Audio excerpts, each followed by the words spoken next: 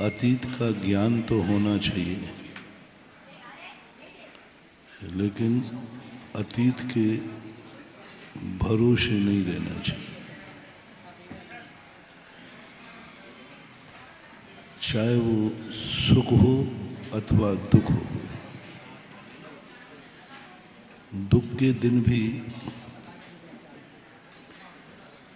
अतीत के स्मृति में आते ही कषाय में वृद्धि हो जाती है। सुख के दिन भी स्मृति में आते ही कषाय की वृद्धि हो जाती है। शल्लेखना के समय कहा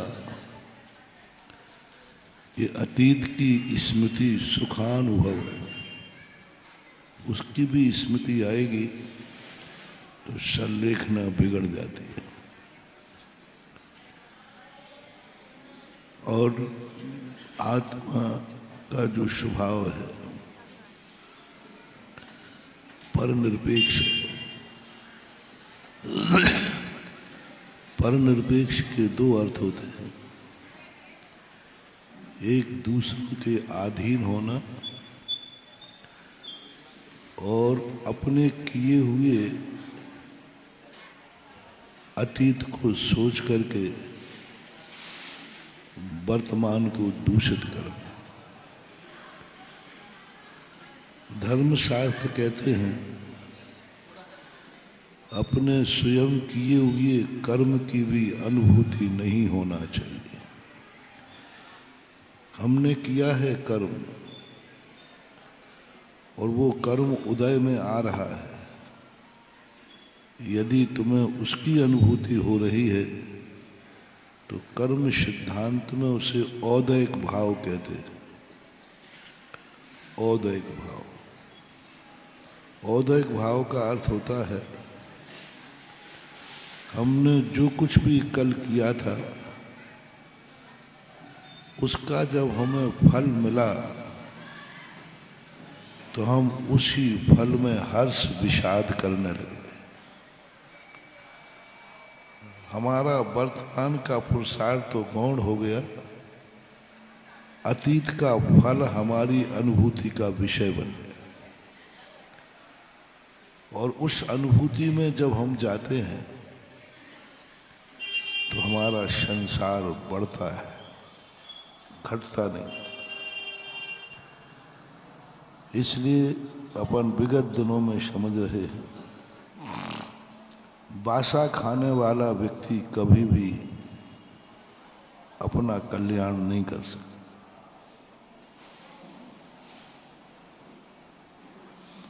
चाहे रोटी बासी हो, चाहे पुण्य बासा हो, चाहे पाप बासा हो, चाहे कर्म बासा हो, कोई भी चीज जो कल घटित हो चुकी है वह स्मृति में आवे तो आवे, अनुभव में नहीं आवे। ज्ञान का विषय बने तो बने, अनुभव में नहीं आना चाहिए। ये दो चीजें सबसे ज्यादा खतरनाक होती हैं, अतीत की स्मृति और भविष्य की कल्पना वर्तमान के सुख को खो देती है। आज कोई दुखी नहीं है, लेकिन डर लग रहा है कल कोई दुखी हो जाए तो।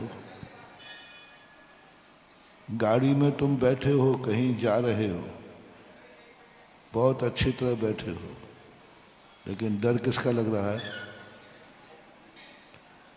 माँ टोक रही है बेटा ठीक से गाड़ी चलाना। इसका अर्थ है कि उसको क्या संदेह हो गया, अरे गाड़ी तो ठीक ही चल रही है और ठीक से चला रहा है, लेकिन माँ का टोकना बता रहा है कि उसके मन में अनिष्ट की शंका आ गई, कहीं रास्ते में एक्सीडेंट ना हो जाए। ये जो मन में आया वर्तमान के सुख को खो दिया और भविष्य के अनिष्ट से उसको दुखी कर दिया। भय आ गया, भय आ गया। और जहां भय आ जाता है वहां सामने कितना भी सुख बिछा हुआ हो, सुख की अनुभूति नहीं, भय की अनुभूति होती है। और ये दोनों चीजें संसारी प्राणी को बहुत दुखी कर रही हैं।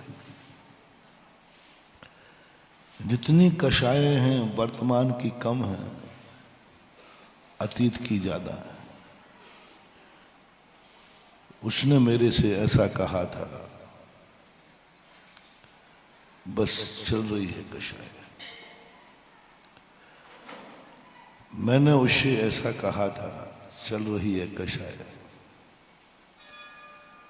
जैनियों में सबसे ज्यादा मिथ्यात्व जब आता है, कुगुरु से नहीं आता, क्योंकि तुम कुगुरु को मानते ही नहीं हो। कुदेवों से नहीं आता, क्योंकि तुम कुदेवों को, कुशास्त्रों से नहीं आता, तुम कुशास्त्र पढ़ते नहीं। जैनी कुलों में सबसे ज्यादा मिथ्या दृष्टि कोई होते हैं तो वे कसाय के कारण होते हैं, सबसे ज्यादा कसाय के कारण होते हैं। कुगुरु कुदेव कुशास्त्र को नहीं, सच्चे देव शास्त्र गुरु को मान रहे हैं।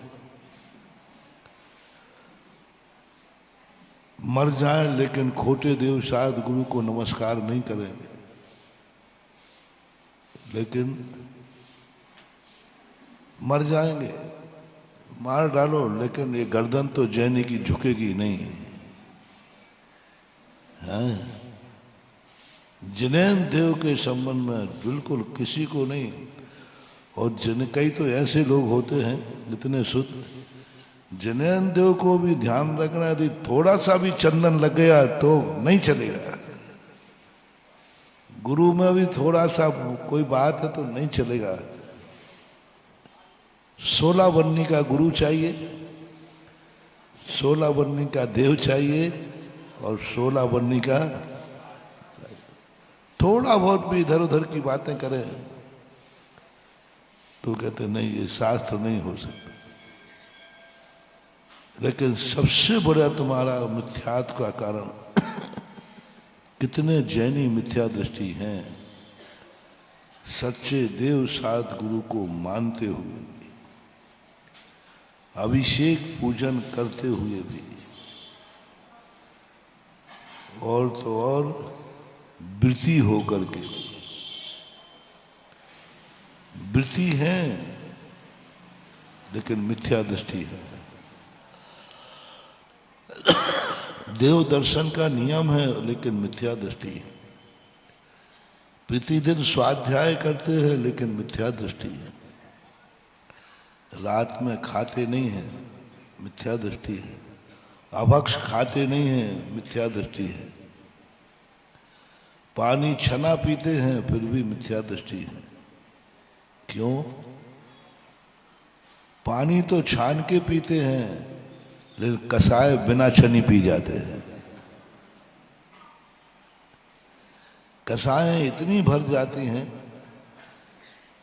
कि पड़ोसी से सोचो, पड़ोसी को तो छोड़ो, भाई से भी ऐसी कसाय हो जाए कि सालों सालों तक बोले ही नहीं। ये माताएं, महिलाएं बहुत 16 का खाती है, लेकिन सास बहू में झगड़ा हो जाए तो कसाय 17 की चलती है। ये सबसे बड़ा जैन दर्शन का मूल सूत्र है कि यदि हमारे अंदर कसाई की स्मृति हमने नहीं जीती तो कुछ नहीं कर लेंगे ये देव शायद गुरु, ये तो निमित्त मात्र है। इनके लिए जाने के लिए हमारे लिए स्वयं वर्तमान के संबंध में सोचना पड़ेगा। हमें अतीत का कुछ नहीं चाहिए। हम बासा नहीं खाएंगे, हम बासा नहीं खाएंगे, हम ताजा बना के खाएंगे। क्योंकि बासा जो कुछ भी मिला है वो हमारे लिए बहुत अनुकूल नहीं होता, क्योंकि उसके उदय में हमें अनुभूति आ गई कि मैं जैन हूं। तुम जैन हो ये तुम्हारे हाथ का नहीं है, तुम बासा खा रहे हो। क्योंकि जैन तो तुम्हारे कर्म ने बनाया है। पूर्व भाव में तुमने पुण्य किया था, इसलिए जैन हो।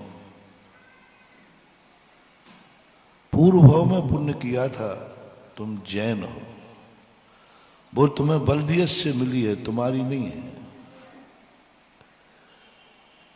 तुम जैन हो ये तुम्हारे बाप से मिला है,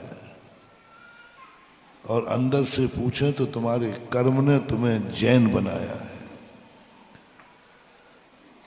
और आप अपने आप को जैन मानते हो, कुछ कल्याण होने वाला नहीं। मेरा कुल जैन है, मेरी जाति जैन है, मैं जैन हूं, तो इसमें क्या अहंकार कर रहे हो? तुम जैनी हो के नहीं।